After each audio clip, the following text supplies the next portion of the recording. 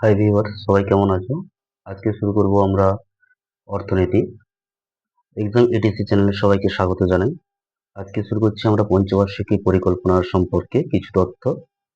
দেখো, যদি পঞ্চবার্ষিকী পরিকল্পনা বলি, এই পঞ্চবার্ষিকী পরিকল্পনা হলো একটি কেন্দ্রীভূত এবং সমন্বিত জাতীয় আর্থিক কর্মসূচি, যা একটি নির্দিষ্ট সময়ের মধ্যে অর্থনৈতিক ও সামাজিক উন্নয়নের লক্ষ্যে অর্জনের জন্য সাধারণত তৈরি হয়েছিল। দেখো, এই পঞ্চবার্ষিকী পরিকল্পনা সাধারণত সোভিয়েত ইউনিয়ন প্রথম শুরু হয়েছিল, যেখানে সোভিয়েত ইউনিয়নের দ্রুত শিল্পায়ন এবং অর্থনৈতিক প্রবৃদ্ধির জন্য এই পরিকল্পনা গ্রহণ করা হয়েছিল। পরবর্তী সময় বিভিন্ন দেশের নিজস্ব পরিকল্পনা গ্রহণ করে, সাধারণত 5 বছর অন্তরে এই পরিকল্পনা গ্রহণ করা হয়েছিল। দেখো, এই পঞ্চবার্ষিকী পরিকল্পনা যদি বলি প্রথম কোথায় শুরু হয়েছিল, পঞ্চবার্ষিকী পরিকল্পনা প্রথম শুরু হয়েছিল সোভিয়েত ইউনিয়নে। কে শুরু করেছিলেন? জোসেফ স্ট্যালিন শুরু করেছিলেন 1928 খ্রিস্টাব্দে। তাহলে দেখলাম আমরা পঞ্চবার্ষিকী পরিকল্পনা প্রথমত দ্রুত শিল্পায়নের অর্থে সোভিয়েত ইউনিয়নে শুরু হয়েছিল 1928 খ্রিস্টাব্দে জোসেফ স্ট্যালিনের নেতৃত্বে। আমাদের ভারতে 1938 খ্রিস্টাব্দে কংগ্রেসের সভাপতি তো থাকাকালীন সুভাষচন্দ্র বসু জাতীয় পরিকল্পনা গঠনের একটা প্রস্তাব গ্রহণ করেন। ভারতে পরবর্তী সময় ভারতে এই প্রস্তাবটি গ্রহণ করেন স্যার এম বিশ্বেশ্বরায় বা স্যার মুখ্যগুন্ডম বিশ্বেশ্বরায়, যিনি সাধারণত ভারতীয় প্রথম সিভিল ইঞ্জিনিয়ার ছিলেন। পরবর্তী সময় আমাদের ভারতে এই পরিকল্পনা শুরু হয় 1951 খ্রিস্টাব্দে। 1951 খ্রিস্টাব্দে এই পরিকল্পনা ছিল প্রথম পঞ্চবার্ষিকী পরিকল্পনা। দেখো, এই প্রথম পঞ্চবার্ষিকী পরিকল্পনার যিনি সভাপতিত্ব ছিলেন, কে ছিলেন? জওহরলাল নেহেরু। সভাপতি কে ছিলেন? জওহরলাল নেহেরু। এই পরিকল্পনায় 1951 খ্রিস্টাব্দ থেকে সাধারণত 1956 খ্রিস্টাব্দ পর্যন্ত চলেছিল। হ্যারড ডমার মডেলের উপর ভিত্তি করে সাধারণত এই পরিকল্পনা গঠিত হয়েছিল। এই পরিকল্পনা যদি বলি প্রধান উদ্দেশ্য কি ছিল, এই পরিকল্পনার প্রধান উদ্দেশ্য ছিল সাধারণত কৃষি খাত, বাঁধ এবং সেচ ব্যবস্থা, যে বিশেষ করে বাঁধ যদি বলি ভাকরা নাগাল পরিকল্পনা, হীরাকুদ বাঁধ, মেট্রোর বাঁধ, এগুলো সাধারণত করা হয়েছিল এই প্রথম পঞ্চবার্ষিকী পরিকল্পনা। দেশভাগ ও বিশ্বযুদ্ধের কারণে গঠিত বিভিন্ন সমস্যা দেখা দিয়েছিল। এই বিভিন্ন সমস্যা সমাধানের সূত্রে সাধারণত গঠিত হয়েছিল এই পরিকল্পনা। এই পরিকল্পনার যেমন সভাপতি যদি বলি, সহ সভাপতি ছিলেন এই পরিকল্পনার গুজারিলাল নন্দ। সভাপতি কে ছিলেন? তিনি ছিলেন সভাপতি জওহরলাল নেহেরু। সভাপতি যদি বলি সহ সভাপতি কে ছিলেন এই পরিকল্পনার? সহ সভাপতি কে ছিলেন? গুজারিলাল নন্দ। এই পরিকল্পনার সহ সভাপতি ছিলেন। দেখো, সাধারণত এই পরিকল্পনাতে বৃদ্ধির যদি লক্ষ্যমাত্রা দেখি প্রায় 2.1%, এবং অর্জিত হার যদি বলি 3.6% অর্জিত হার। তাহলে প্রথম পঞ্চবার্ষিক পরিকল্পনা সভাপতি কে ছিল বললাম? প্রথম পঞ্চবার্ষিক পরিকল্পনার সভাপতি কে ছিলেন? জওহরলাল নেহেরু। সহসভাপতি কে ছিলেন? গুজারিলাল নন্দ। পঞ্চবার্ষিকী পরিকল্পনা প্রথম কোথায় শুরু হয়েছিল যদি বলি? Soviet union. কে শুরু করেছিলেন? Joseph Stalin. কবে? 1928 খ্রিস্টাব্দে শুরু হয়েছিল। আমাদের ভারতে প্রথম পঞ্চবার্ষিকী পরিকল্পনার যদি বলি জনক কাকে বলা হয়, বা পঞ্চবার্ষিকী পরিকল্পনার যদি জনক কাকে বলা হয়, তাকে বলা হচ্ছে স্যার এম বিশ্বেশ্বরায়, যিনি ভারতের প্রথম সিভিল ইঞ্জিনিয়ার ছিলেন। কিন্তু এই পরিকল্পনার প্রস্তাব কে দিয়েছিলেন যদি বলি? 1938 খ্রিস্টাব্দে কে দিয়েছিলেন? সুভাষচন্দ্র বসু। এবার আসি দ্বিতীয় পঞ্চবার্ষিক পরিকল্পনা যদি বলি, দ্বিতীয় পঞ্চবার্ষিক পরিকল্পনা সাধারণত হয়েছিল 1956 খ্রিস্টাব্দ থেকে 1961 খ্রিস্টাব্দে হয়েছিল। পিসি মহালানবিশের দ্বারা সাধারণত এটি পরিকল্পিত হয়েছিল। এর লক্ষ্য কি ছিল? এর লক্ষ্য ছিল দ্রুত শিল্পায়ন। যেমন এর মাধ্যমে দুর্গাপুর বলি, ভিল্লাই বলি, রাউরকেল্লা প্রভৃতি কারখানাগুলি, বিশেষ করে ইস্পাত কারখানাগুলি সাধারণত গড়ে উঠেছিল, লৌহ ইস্পাত কারখানাগুলি। এর বৃদ্ধির মাত্রা যদি বলি কি হয়েছিল? 4.5%, এবং অর্জিত হার ছিল 4.21%। তৃতীয় পঞ্চবার্ষিকী যদি পরিকল্পনা বলি, তৃতীয় পঞ্চবার্ষিকী পরিকল্পনা সাধারণত হয়েছিল 1961 খ্রিস্টাব্দ থেকে 1966 খ্রিস্টাব্দের মধ্যে। ঠিক আছে? এটি জন স্যান্ডি এবং সুখময় চক্রবর্তীর মডেলের ভিত্তির উপর তৈরি। জন স্যান্ডি এবং সুখময় চক্রবর্তীর মডেলের ভিত্তির উপর তৈরি করা হয়েছে। দেখো, সাধারণত কৃষি, গম উৎপাদনের উন্নতির উপর জোর দেওয়া হয় এই পরিকল্পনায়, এবং এই সময়ে পঞ্চায়েত নির্বাচন, এটা ইম্পর্টেন্ট হতে পারে।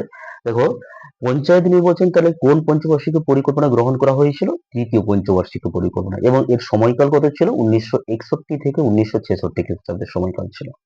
এর যদি বৃদ্ধির মাত্রা বলি, সাধারণত 5.6%, এবং যদি অর্জিত হার বলি 2.4% হয়েছিল। দেখো, এছাড়া এরপরে হয়েছিল কি? Plan holiday. সাধারণত 1966 খ্রিস্টাব্দে যখন তৃতীয় পঞ্চবার্ষিকী পরিকল্পনা শেষ হয়, তারপরে 1966 থেকে 1969 খ্রিস্টাব্দ, অর্থাৎ প্রায় 3 বছর প্ল্যান হলিডে ছিল। এর মাধ্যমে কোনো পঞ্চবার্ষিকী পরিকল্পনা গ্রহণ করা হয়নি। এই প্ল্যান হলিডের মাধ্যমে সাধারণত সবুজ বাঁচাও প্রকল্প শুরু করা হয়েছিল। এরপরে 1969 খ্রিস্টাব্দে এরপরে 1969 খ্রিস্টাব্দে সাধারণত চতুর্থ পঞ্চবার্ষিকী পরিকল্পনা গ্রহণ করা হয় 1969 খ্রিস্টাব্দ থেকে 1974 খ্রিস্টাব্দ। এই পরিকল্পনা গডগিল গডগিলের সূত্র উপর ভিত্তি করে সাধারণত গঠিত হয়েছিল। চতুর্থ পঞ্চবার্ষিকী পরিকল্পনায় 14টি ব্যাংকের জাতীয়করণ হয়েছিল। বিশেষত 19 জুলাই 1969 খ্রিস্টাব্দে ব্যাংকের জাতীয়করণগুলি ঘটেছিল, এবং এই পরিকল্পনার সবুজ বিপ্লব শুরু হয়েছিল। আর প্রথম সবুজ বিপ্লব শুরু হয়েছিল গমকে কেন্দ্র করে, গমের উৎপাদনকে কেন্দ্র করে। বৃদ্ধির যদি লক্ষ্যমাত্রা বলি, কত হবে? 5.7%। এসে অর্জিত যদি হার বলি 3.3% হবে। দেখো, এই পরিকল্পনা যেসব সূত্রের উপর ভিত্তি করে গঠিত হয়েছিল যদি মনে রাখি, প্রথমত কি হয়েছিল? হ্যারল্ড ডোমার, দ্বিতীয়ত হয়েছিল পিসি মহালানবিশ, তৃতীয়ত হয়েছিল জনসন ডি ও সুখময় চক্রবর্তী মডেলের ভিত্তির উপর, চতুর্থ যদি বলি হয়েছিল কি? গডগিলের ভিত্তির উপর। এর একটা সূত্র যদি আমরা মনে রাখতে পারি, কি হচ্ছে? হরি মহান একজন সুখময়, কি বলতে পারি আমরা? গুড বয় বলতে পারি। হরি মহান একজন সুখময় গুড বয় বলতে পারি, বা হরি মহান একজন সুখময় হচ্ছে গুড ম্যান বলতে পারি। এর মাধ্যমে হরি হচ্ছে হ্যারল্ড ডমার, মহান হচ্ছে মহালানবিশ, একজন হচ্ছে জন শান্টি, সুখময় হচ্ছে সুখময় চক্রবর্তী, এছাড়া গুড বয় বা গুড ম্যান যদি বলে কি হচ্ছে? গডগিলকে বোঝানো হয়। এরপরে হয়েছিল সাধারণত পঞ্চম পঞ্চবার্ষিকী পরিকল্পনা। এটা গ্রহণ করা হয়েছিল কবে? 1947 খ্রিস্টাব্দে গ্রহণ করা হয়েছিল, 1974 খ্রিস্টাব্দে গ্রহণ করা হয়েছিল, এবং এটা চলেছিল 1978 খ্রিস্টাব্দ পর্যন্ত। দেখো, এর কর্মসংস্থান, এটার মূল ভিত্তি কি ছিল? কর্মসংস্থান, বিমোচন দারিদ্র বিমোচন হয়েছিল সাধারণত। দেখো, এবং ন্যায় বিচারের উপর সাধারণত জোর দেওয়া হয়েছিল। কার উপর জোর দেওয়া হয়েছিল? ন্যায় বিচারের উপর সাধারণত জোর দেওয়া হয়েছিল। গরিবী হটাও প্রকল্প তৈরি করা হয়েছিল। এই পঞ্চবার্ষিকী পরিকল্পনায় সাধারণত পঞ্চম বর্ষবার্ষিকী পরিকল্পনায় 1975 সালে বিদ্যুৎ সরবরাহ আইন সংশোধন করা হয়েছিল। কি আইন সংশোধন করা হয়েছিল? বিদ্যুৎ সরবরাহ আইন সাধারণত সংশোধন করা হয়েছিল। দেখো, এরপরে আসি ভারতীয় জাতীয় মহাসড়ক ব্যবস্থা, সাধারণত এই পঞ্চম পঞ্চবার্ষিকী পরিকল্পনায় করা হয়েছিল। পঞ্চম পঞ্চবার্ষিকী পরিকল্পনা অর্থাৎ 1974 থেকে 1978 খ্রিস্টাব্দে। দেখো, যদি আমরা সময় অনুসারে ধরি, 1974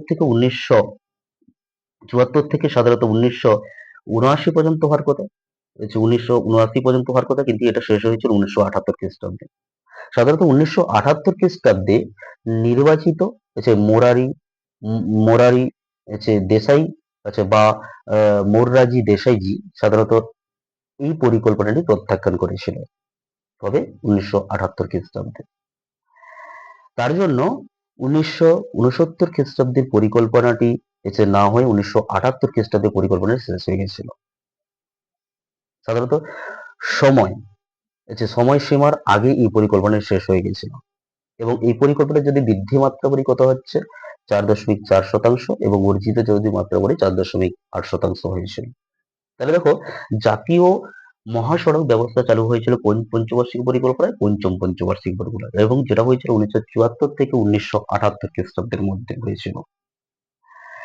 এছাড়া যদি বলি বিদ্যুৎ সরবরাহ আইন সংশোধন করা হয়েছে কোন পঞ্চবার্ষিকী পরিকল্পনায়? বিদ্যুৎ সরবরাহ আইন সংশোধন করা হয়েছিল সাধারণত 1975 খ্রিস্টাব্দে পঞ্চম পঞ্চবার্ষিকী পরিকল্পনা। এরপরে শুরু হয়েছিল রোলিং প্ল্যান। এই যে 1978 খ্রিস্টাব্দে থেকে 1980 খ্রিস্টাব্দে ছিল রোলিং প্ল্যান। সাধারণত দেশাই দেশাই এরপরে কি করেছিলেন, যখন পঞ্চবার্ষিক পরিকল্পনা তিনি স্থগিত দিলেন, 1978 খ্রিস্টাব্দে প্রত্যাখ্যান করলেন। তারপরে তিনি ষষ্ঠ পঞ্চবার্ষিক পরিকল্পনা শুরু করার পরিকল্পনা নিয়েছিলেন।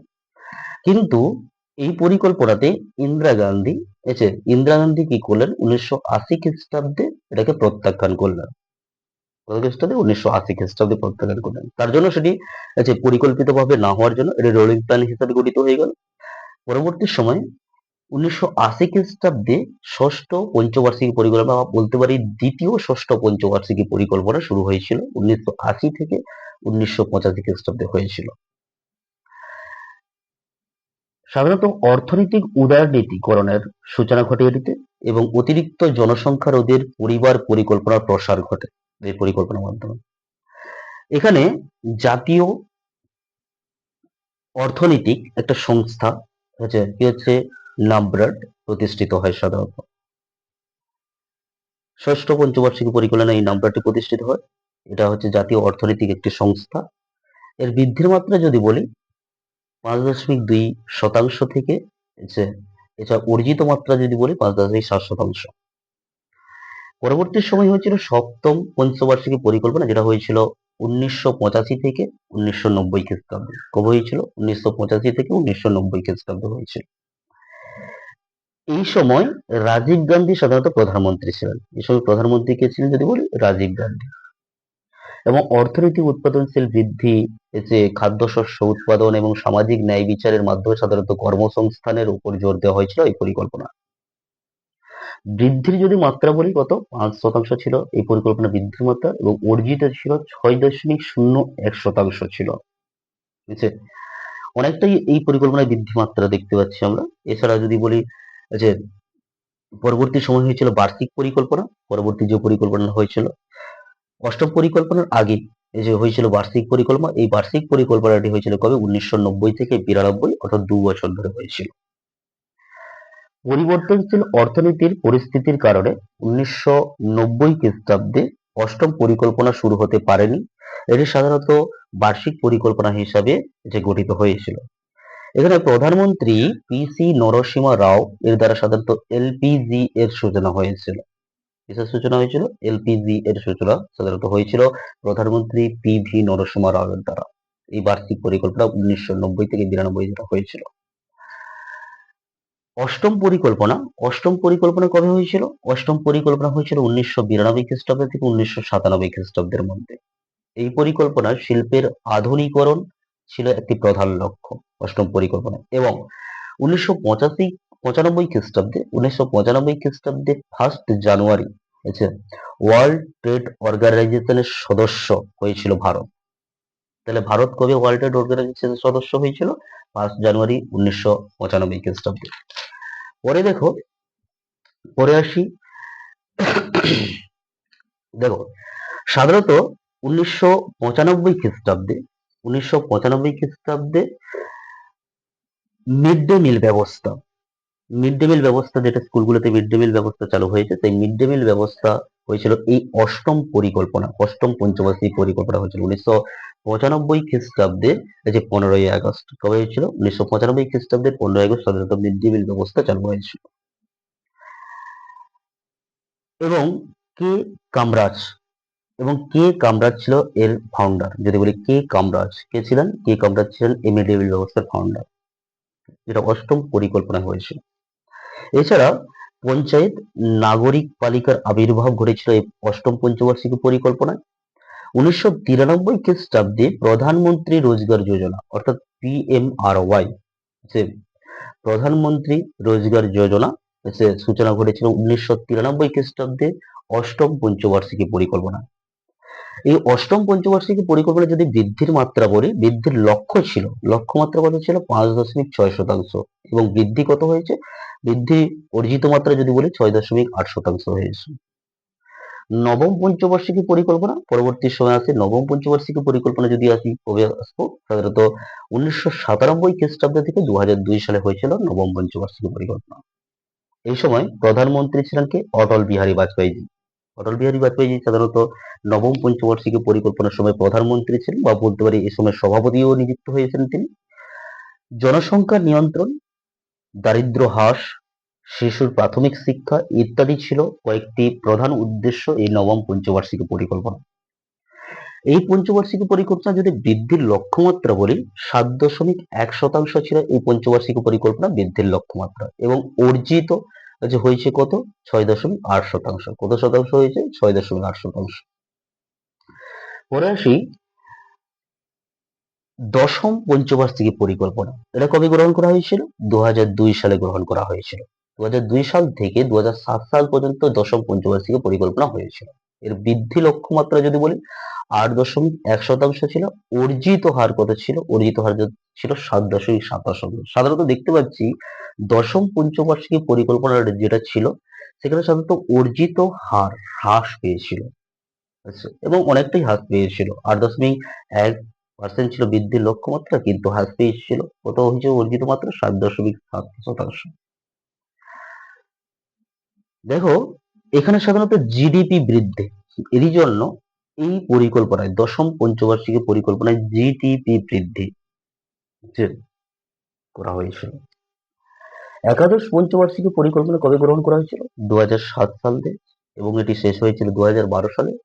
এই সময় মনমোহন সিং, ঠিক সাধারণত আমাদের ভারতের প্রধানমন্ত্রী ছিলেন মনমোহন সিং এই সময়, এবং শিক্ষার আইন শিক্ষার আইন শুরু হয়েছিল 2009 সালে, পাশ হয়েছিল 2010 সালে, এটি কার্যকরী হয়েছিল এই পঞ্চবার্ষিকী পরিকল্পনার মাধ্যমে। অর্থাৎ একাদশ পঞ্চবার্ষিকী পরিকল্পনার মাধ্যমে 2009 সালে শিক্ষার আইন পাশ করা হয়, এবং 2010 সালে এটি কার্যকরী হয়। এখানে প্রধানমন্ত্রী কে ছিলেন এই সময়? মনমোহন সিং। দ্বাদশ পঞ্চবার্ষিকী পরিকল্পনা যেটা হয়েছিল, এর বৃদ্ধির লক্ষ্যমাত্রা যদি বলি, স্থির হয়েছিল 9%। তার আগে বলি, এই পরিকল্পনাটি কবে গ্রহণ করা হয়েছিল? 2012 খ্রিস্টাব্দে, এবং শেষ হয়েছিল কবে? 2017। লক্ষ্যমাত্রা ছিল 9%, কিন্তু জাতীয় উন্নয়ন পরিষদ অর্থাৎ এনডিসি এটিকে 8% স্থির করেছিল। সাধারণত আমাদের ভারতে মোট এই 12টি পঞ্চবার্ষিকী পরিকল্পনা গঠিত হয়েছিল, এবং যেটা সর্বশেষ ছিল কত? 2012 থেকে 2017। এরপরে আর কোনো পঞ্চবার্ষিকী পরিকল্পনা বর্তমানে হয়নি। ন্যাশনাল ডেভেলপমেন্ট কাউন্সিল সাধারণত এই পঞ্চবার্ষিকী পরিকল্পনার প্রস্তাব অনুমোদন করেছিল। কে করেছিল? ন্যাশনাল ডেভেলপমেন্ট কাউন্সিল এই পঞ্চবার্ষিকী পরিকল্পনার প্রস্তাব অনুমোদন করেছিল। সাধারণত ভারতে পরিকল্পনা কমিশন যদি বলি, গঠন করা হয়েছিল 1950 খ্রিস্টাব্দে। হয়েছিল 1950 খ্রিস্টাব্দে। দেখো, তাহলে আসি আমরা, আছে কি দেখলাম, যে আমাদের ভারতের যে পঞ্চবার্ষিকী পরিকল্পনা ছিল, এই পঞ্চবার্ষিকী পরিকল্পনা প্রথম শুরু হয়েছিল কোন দেশে? সোভিয়েত ইউনিয়নে শুরু হয়েছিল। প্রথম কোথায় শুরু হয়েছিল? সোভিয়েত ইউনিয়নে শুরু হয়েছিল। কবে শুরু হয়েছিল যদি বলি, 1928 খ্রিস্টাব্দে শুরু হয়েছিল, জোসেফ স্ট্যালিনের নেতৃত্বে শুরু হয়েছিল। তারপরে আমাদের ভারতে 1938 খ্রিস্টাব্দে কংগ্রেসের সভাপতিত্বে থাকাকালীন সুভাষচন্দ্র বসু এই পরিকল্পনার প্রস্তাব দিয়েছিলেন। পরবর্তী সময় ভারতের প্রথম যিনি সিভিল ইঞ্জিনিয়ার ছিলেন, যে স্যার এম বিশ্বেশ্বরায়, তিনি এই পরিকল্পনাটি গ্রহণ করেছিলেন। প্রথম পঞ্চবার্ষিকী পরিকল্পনা 1951 থেকে 1956 খ্রিস্টাব্দে হয়েছিল, এবং এই পরিকল্পনার সভাপতি গ্রহণ করেছিলেন কি? গুজরালাল নন্দ। সহসভাপতি যদি বলি, কে ছিলেন? সরি, সভাপতি গ্রহণ করেছিলেন কি হচ্ছে? জওহরলাল নেহরু। সভাপতি কে ছিলেন? গুজরালাল নন্দ। এই পরিকল্পনার মূল লক্ষ্য ছিল দ্বিতীয় বিশ্বযুদ্ধের সময় এবং দেশভাগের সময় যে সমস্যা দেখা গিয়েছিল, সেই সমস্যার সমাধান করা, এবং কৃষির উপর সাধারণত এখানে জোরদার দেওয়া হয়েছিল। কিসের উপর? কৃষির উপর। বাঁধ নির্মাণ করা হয়েছিল, সেচ ব্যবস্থা করা হয়েছিল। দ্বিতীয় পঞ্চবার্ষিকী পরিকল্পনা আমরা দেখলাম সাধারণত কি হচ্ছে? শিল্পের উপর জোর দেওয়া করা হয়েছিল। তৃতীয় পঞ্চবার্ষিকী পরিকল্পনা দেখলাম সাধারণত কৃষি, গম উৎপাদন করা হয়েছিল। এছাড়া পঞ্চায়েত নির্বাচন করা হয়েছিল তৃতীয় পঞ্চবার্ষিকী পরিকল্পনায়। চতুর্থ পঞ্চবার্ষিকী পরিকল্পনা দেখলাম সাধারণত সবুজ বিপ্লব শুরু হয়েছিল, ব্যাংকের জাতীয়করণ করা হয়েছিল। হয়েছে। পঞ্চম পঞ্চবার্ষিকী পরিকল্পনা দেখলাম সাধারণত জাতীয় মহাসড়ক ব্যবস্থা চালু হয়েছিল। এছাড়া ষষ্ঠ পঞ্চবার্ষিকী পরিকল্পনা দেখলাম অর্থনৈতিক উদারনীতি যে সূচনা করা হয়েছিল, নবরাট প্রতিষ্ঠিত হয়েছিল, NAVARD নবরাট প্রতিষ্ঠা করা হয়েছিল। সপ্তম পঞ্চবার্ষিকী পরিকল্পনা সাধারণত হয়েছিল রাজীব গান্ধীর সময়, এই সপ্তম পঞ্চবার্ষিকী পরিকল্পনা সাধারণত অর্থনৈতিক উৎপাদন বৃদ্ধি, খাদ্যশস্য উৎপাদন, সামাজিক ন্যায় বিচার, ন্যায় বিচারের মাধ্যমে সাধারণত কর্মসংস্থানে জোরদান দিয়েছিল। এর মাধ্যমে 1966 থেকে 1969 খ্রিস্টাব্দে হয়েছিল কি হচ্ছে প্ল্যান হলিডে, হচ্ছে 1978 থেকে 1980 খ্রিস্টাব্দে হয়েছিল রোলিং প্ল্যান, আবার 1990 থেকে 1992 খ্রিস্টাব্দে 2 বছর হয়েছিল বার্ষিক প্ল্যান। তারপরে অষ্টম পঞ্চবার্ষিকী পরিকল্পনা করা হয়েছিল 1992 থেকে 97 খ্রিস্টাব্দে, যেখানে 1995 খ্রিস্টাব্দে 1 জানুয়ারি ভারত ওয়ার্ল্ড ট্রেড অর্গানাইজেশনের সদস্যপদ গ্রহণ করেছিল। অষ্টম পঞ্চবার্ষিকী পরিকল্পনার আরো গুরুত্বপূর্ণ তথ্য হচ্ছে কি হচ্ছে এই সময় মিড ডে মিল ব্যবস্থা চালু হয়েছিল 1995 খ্রিস্টাব্দে 15ই আগস্ট, এবং এর ফাউন্ডার যদি বলি কে ছিলেন, সাধারণত কে কামরাজ ছিলেন। 1993 খ্রিস্টাব্দে এই অষ্টম পঞ্চবার্ষিকী পরিকল্পনা সাধারণত প্রধানমন্ত্রীর রোজগার যোজনা চালু হয়েছিল। নবম পঞ্চবার্ষিকী পরিকল্পনা যদি বলি অটল বিহারী বাজপেয়ীর সময় হয়েছিল শিশুর প্রাথমিক বিকাশ, এখানে জোরদার দেওয়া হয়েছিল জনসংখ্যা নিয়ন্ত্রণ। এছাড়া যদি বলি দশম পঞ্চবার্ষিকী পরিকল্পনা হয়েছিল, এখানে জিডিপি বৃদ্ধি করা হয়েছিল। একাদশ পঞ্চবার্ষিকী পরিকল্পনা মনমোহন সিং এর সময় হয়েছিল, এখানে শিক্ষার অধিকার আইন কার্যকরী হয়েছিল 2010-এ। দ্বাদশ পরিকল্পনা করা হয়েছিল সাধারণত 2012 থেকে 17, এবং এটি ছিল শেষ পরিকল্পনা। এবার আসছি আমরা দারিদ্র এবং বেকারত্ব।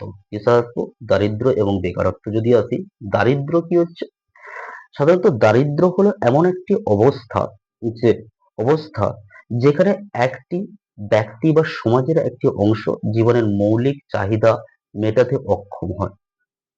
এটি সাধারণত দুই ধরনের হয়ে থাকে, একটা হচ্ছে চরম দারিদ্র আর একটা হচ্ছে আপেক্ষিক দারিদ্র বা চরম দারিদ্র, বা বলতে পারি অ্যাবসোলিউট পভার্টি, এবং আপেক্ষিক দারিদ্র বলতে পারি রিলেটিভ পভার্টি। অ্যাবসোলিউট পভার্টি বা চরম দারিদ্র যদি বলি কি হচ্ছে, এটি হলো দারিদ্রতার চরম সীমা, অর্থাৎ যেখানে একজনের বেঁচে থাকার জন্য মৌলিক ন্যূনতম প্রয়োজনীয়তার অভাব দেখা গেছে। আপেক্ষিক দারিদ্রতা কি যদি বলি, আপেক্ষিক দারিদ্রতা সাধারণত এটি সমাজে কি হচ্ছে, এটি সমাজের একটি অন্যান্য অংশের সাথে সম্পর্কিত দারিদ্রতার, অর্থাৎ যেখানে সমাজের বৈষম্য পরিমাপ করা হয়। দারিদ্র রেখা বা পোভার্টি লাইন কি যদি বলি, দারিদ্র রেখা বা পোভার্টি লাইন এটা হচ্ছে কিছু একটি মৌলিক চাহিদা পূরণের লক্ষ্যে একজন ব্যক্তির প্রয়োজনীয় আয়ের স্তর নির্দেশ করে, এবং যাদের আয়ের নিচে তার দারিদ্র্যের ধরা হয়। লরেন্স গ্রাফ যদি বলি, লরেন্স গ্রাফ কি, লরেন্স গ্রাফ এটি হলো একটি অর্থনৈতিক বৈষম্যের লৈখিক উপস্থাপনা, অর্থাৎ এটির মাধ্যমে অর্থনৈতিক বৈষম্য পরিমাপ করা হয়। দেখতে পাচ্ছ এই কার্ভটি, এটা হচ্ছে সমতা রেখার কার্ভ এটা, আর এখানে দেখতে পাচ্ছি লরেন্স কার্ভ দেখতে পাচ্ছি আমরা, এটা হচ্ছে জনসংখ্যার ক্রমবর্ধমান শতাংশ, এটা হচ্ছে আয়ের ক্রমবর্ধমান শতাংশ। এদিকে যত বাড়বো তত হচ্ছে জনসংখ্যা বৃদ্ধি পারবে, এদিকে যত দেখবো ক্রমবর্ধমান আয় বাড়বে। ঠিক আছে, দেখো সাধারণত গিনি গিনি সহগ কি যদি বলি, গিনি কোএফিসিয়েন্ট, এটি হচ্ছে লরেন্স গ্রাফ থেকে, এই যে লরেন্স গ্রাফ দেখতে পাচ্ছি আমরা, এই লরেন্স গ্রাফ থেকে অসমতা পরিমাপের পরিমাণগত যদি বলি মান প্রদান করে। গিনি সহগ কি হচ্ছে, সাধারণত সমতা রেখা, যেটা আছে সমতা রেখা ও লরেন্স গ্রাফের মাঝের অংশের ক্ষেত্রফল। এই দেখতে পাচ্ছি সমতা রেখা ও লরেন্স গ্রাফ দেখতে পাচ্ছি, এই লরেন্স গ্রাফ তার মাঝের যে অংশটা দেখতে পাচ্ছি, মাঝের অংশের যে ক্ষেত্রফলটা, এটাই ছিল কি হচ্ছে সাধারণত লরেন্স গ্রাফের মাঝের অংশের সমতা রেখা। এছাড়া যদি বলি এর সঙ্গে সমতা রেখা থেকে এই যে সমতা রেখা, এখান থেকে এক্স অক্ষ পর্যন্ত সমস্ত অংশের ক্ষেত্রফল যদি বলি, এটা পুরোটার ক্ষেত্রফল যদি বলি, এটার সাধারণত কি হচ্ছে অনুপাত হচ্ছে কি হচ্ছে গিনি সহগ। তাহলে গিনি সহগ কি দেখলাম, সমতা রেখা যেটা দেখছি এবং লরেন্স গ্রাফের মাঝের অংশের ক্ষেত্রফল যেটা দেখছি, এটা মাঝের অংশের ক্ষেত্রফল, লরেন্স গ্রাফের মাঝের অংশের ক্ষেত্রফল, সমতা রেখা লরেন্স গ্রাফের মাঝের অংশের ক্ষেত্রফল।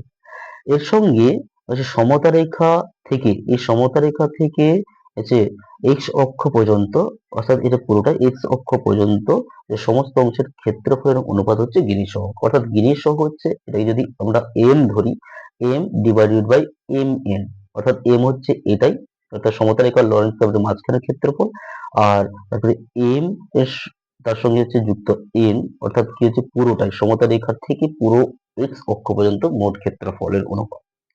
দেখো গিনি সহগের মান শূন্য হলে একটি সম্পূর্ণ সমতা প্রদর্শন করে, একটি সম্পূর্ণ কি হচ্ছে সমতা প্রদর্শন করে। এরপর যদি বলি কুজনেট কার্ভ কি, কুজনেট কার্ভ সাধারণত অর্থনৈতিক উন্নয়নের সময়, অর্থনৈতিক উন্নয়নের সময় সাধারণত বিষময়ের প্রবণতাকে সাধারণত কুজনেট কার্ভ দিয়ে উপস্থাপনা করা হয়ে থাকে। এই কুজনেট কার্ভ যদি দেখি কার্ভটা আমরা দেখুন কি বলেছে, সাধারণত এটা হচ্ছে কি হচ্ছে অসমতা রেখা, এটাতে মাথা পিছু আয়, এটা হচ্ছে কি হচ্ছে সাধারণত মাথা পিছু আয়, এবং এটা হচ্ছে কুজনেট কার্ভ। বেকারত্ব যদি বলি, বেকারত্ব কি হচ্ছে, এই যে আনএমপ্লয়মেন্ট, সাধারণত বেকারত্ব হলো এমন এক প্রকার পরিস্থিতি যেখানে বিদ্যমান মজুরি যে স্তরে কাজ করতে ইচ্ছুক ব্যক্তিরা কাজ পায় না। যে বেকারত্ব কি বললাম, বেকারত্ব হলো এমন এক প্রকার পরিস্থিতি যেখানে বিদ্যমান মজুরি স্তরে কাজ করতে ইচ্ছুক হচ্ছে ব্যক্তিরা কাজ পায় না, এটা হচ্ছে বেকারত্ব। দেখো সাধারণত শ্রমশক্তি যদি বলি, যে শ্রমশক্তি যদি বলি লেবার ফোর্স, এটি হলো কি হচ্ছে জনসংখ্যার একটি অংশ, যেটি কার্য করতে সক্ষম এবং ইচ্ছুক, এটি কর্মরত এবং বেকার উভয়কে নিয়ে সাধারণত বোঝানো হয়। এবার কর্মশক্তি যদি বলি, সাধারণত এটি জনসংখ্যার সেই অংশ যা কর্মরত অথবা প্রত্যেক অর্থনৈতিক কাজকর্মের যুক্ত, অর্থাৎ বেকারত্ব সমান কি বলতে পারি, শ্রমশক্তি বিযুক্ত কর্মশক্তি, শ্রমশক্তি মাইনাস কর্মশক্তি হচ্ছে বেকারত্ব। অর্থাৎ শ্রমশক্তি থেকে আমাকে কর্মশক্তি বাদ দিলে যেটা পড়ে থাকবে সেটা হচ্ছে বেকারত্ব। শ্রমশক্তি কি দেখলাম একটি জনসংখ্যা আছে, একটি অংশ যেটি কার্য করতে সক্ষম বা ইচ্ছুক, আর কর্মশক্তি একটি জনসংখ্যার সেই অংশ যা কর্মরত অথবা প্রত্যেক অর্থনৈতিক কাজকর্মের যুক্ত রয়েছে, প্রত্যেক অর্থনৈতিক কাজকর্মের সঙ্গে কি রয়েছে সাধারণত যুক্ত রয়েছে। এবার যদি বলি সাধারণত বেকারত্বের ধরন, কি হচ্ছে, এবার আজকে আমরা বেকারত্বের ধরন, সাধারণত দেখো কি বলেছে, বেকারত্ব যদি বলি, বেকারত্বের ধরন যদি বলি বিঘ্নিত বেকারত্ব প্রথমে আসবে। বিঘ্নিত বেকারত্ব আছে, সাধারণত বেকারত্বের ধরন হচ্ছে 6 রকমের হয়ে থাকে।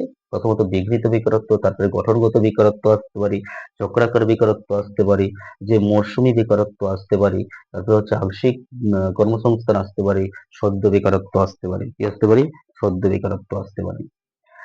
দেখো বিঘ্নিত জনিত বেকারত্ব যদি বলি, যে ফ্রিকশনাল আনএমপ্লয়মেন্ট যদি বলি, সাধারণত এটি পরপর দুটি কাজের মধ্যাকার বেকারত্ব, এটি হচ্ছে পরপর দুটি কাজের মধ্যাকার বেকারত্ব। এটি ঘটে যখন কোনো ব্যক্তি একটি কাজ ছেড়ে অন্য একটি কাজে যোগদান করে, এই কাজ ছেড়ে কাজ যোগদানের মাধ্যমে বেকারত্বের উদ্ভব হয় এবং তাকে বিঘ্নিত বেকারত্ব বা বিঘ্নিত জনিত বেকারত্ব বলে। গঠনগত বেকারত্ব কি, সাধারণত স্ট্রাকচারাল আনএমপ্লয়মেন্ট যদি বলি, আনএমপ্লয়মেন্ট সাধারণত এটি গঠনগত পরিবর্তন হয়, এর কারণে এই যে ঘটে, যেমন প্রযুক্তিগত পরিবর্তন, জনসংখ্যার বৃদ্ধি ইত্যাদি। আচ্ছা, চক্রাকার বেকারত্ব যদি বলি, অর্থনৈতিক চক্রের কারণে সাধারণত এটি ঘটে, এটি বা এই রকম বেকারত্ব সাধারণত অর্থনীতিতে মন্দা বা মন্দার সময় দেখা যায়। আচ্ছা, অর্থনীতিতে মন্দা বা মন্দার সময় সাধারণত চক্রাকার বেকারত্ব লক্ষ্য করা যায়। এই যদি বলি, এরপরে কি যদি বলি, যে মরশুম বেকারত্ব যদি বলি, সাধারণত বা সেজনাল কি হচ্ছে আনএমপ্লয়মেন্ট, হচ্ছে সাধারণত কাজের সময় প্রাকৃতিক কারণে এই ধরনের বেকারত্ব হয়, যেমন চাষবাসের একটি বিশেষ সময় শ্রমিকের প্রয়োজন হয় এবং বাকি সময় তারা বেকার থাকে। আংশিক কর্মসংস্থান যদি বলি, সাধারণত আন্ডার এমপ্লয়মেন্ট যদি বলি, যে সমস্ত কর্মসংস্থান প্রাপ্ত ব্যক্তিরা তাদের যোগ্যতা এবং দক্ষতার পূর্ণ ব্যবহার করার সুযোগ পায় না, তাদেরকে সাধারণত কর্মসংস্থানকে আংশিক কর্মসংস্থান বলা হয়, তাদের কর্মসংস্থান বললাম, যে সমস্ত কর্মসংস্থান প্রাপ্ত ব্যক্তিরা তাদের যোগ্যতা এবং দক্ষতার পূর্ণ ব্যবহার করার সুযোগ পায় না, ঠিক আছে, তাদের আংশিক কর্মসংস্থান দেওয়া হয়। এরপর যদি বলি সাধারণত ছদ্ম বেকারত্ব, কি বলবো, সাধারণত ছদ্ম বেকারত্ব যদি বলি কি হচ্ছে, দেখো সাধারণত কর্মসংস্থানে যুক্ত ব্যক্তির যদি উৎপাদনশীলতার কোনো প্রভাব যদি না থাকে, অর্থাৎ তাকে সেখানে থেকে অপসারণ করলে উৎপাদনশীলতার বিন্দুমাত্র প্রভাব পড়ে না, তখন সাধারণত তাকে ছদ্ম বেকারত্ব বলবো। তাহলে আমরা দেখলাম কি হচ্ছে বেকারত্ব সাধারণত 6 ধরনের দেখলাম। একটা হচ্ছে বিঘ্নিত জনিত বেকারত্ব দেখলাম। কি দেখলাম? সাধারণত বিঘ্নিত জনিত বেকারত্ব দেখলাম। দেখলাম গঠনগত বেকারত্ব দেখলাম, চক্রাকার বেকারত্ব দেখলাম, দেখলাম মৌসুম বেকারত্ব দেখলাম, আংশিক কর্মসংস্থান, সদ্য বেকারত্ব দেখলাম। এরপরে দেখো এরপরে যদি আসি জাতীয় কি আসবো আমরা এরপরে আসবো আমরা জাতীয় আয়। আচ্ছা, জাতীয় আয় কি সাধারণত জাতীয়ের মধ্যে কি হচ্ছে মোট অভ্যন্তরীণ যদি উৎপাদন বলে কি হচ্ছে সাধারণত গ্রোস ডোমেস্টিক প্রোডাক্ট বা জিডিপি যেটাকে বলি আমরা জানি সাধারণত জিডিপি। যে কোনো ক্ষেত্রে আমরা জানি যে জিডিপি বৃদ্ধি করা হচ্ছে শুনি আমরা জিডিপি কমে গেছে, এটা হচ্ছে কি হচ্ছে সাধারণত গ্রোস ডোমেস্টিক প্রোডাক্ট। এটি হলো একটি নির্দিষ্ট সময়ের মধ্যে সাধারণত 1 বছর ধরতে পারি এসে দেশের মধ্যে উৎপন্ন সমস্ত চূড়ান্ত পণ্য ও পরিষেবার মোট মূল্য বলতে পারি। আচ্ছা, নির্দিষ্ট সময়ের মধ্যে তাহলে দেশের মধ্যে উৎপন্ন সমস্ত চূড়ান্ত পণ্য বা পরিষেবার মোট মূল্য। দেখো জিডিপি ইজিক্যাল টু যদি বলি যে জিডিপি ইজিক্যাল টু যদি বলি উৎপাদিত চূড়ান্ত পণ্য এবং পরিষেবার আচ্ছা পরিষেবার মোট পণ্য তারই সঙ্গে চূড়ান্ত পণ্য এবং পরিষেবার মূল্যের যে গুণফল সেটাকে বলতে পারি জিডিপি। আচ্ছা, সেটাকে বলতে পারি জিডিপি। কি বললো তাহলে একটি হলো একটি নির্দিষ্ট সময়ের মধ্যে দেশের মধ্যে উৎপাদনের সমস্ত চূড়ান্ত পণ্য ও পরিষেবার মোট মূল্যের পরিমাণ, এটা হচ্ছে জিডিপি। দেখো এরপরে আসি আচ্ছা কি হচ্ছে নেট দেশীয় উৎপাদন। কি বলতে পারি নেট দেশীয় উৎপাদন বলতে পারি যে নেট ডোমেস্টিক যে প্রোডাক্ট বা এনডিপি।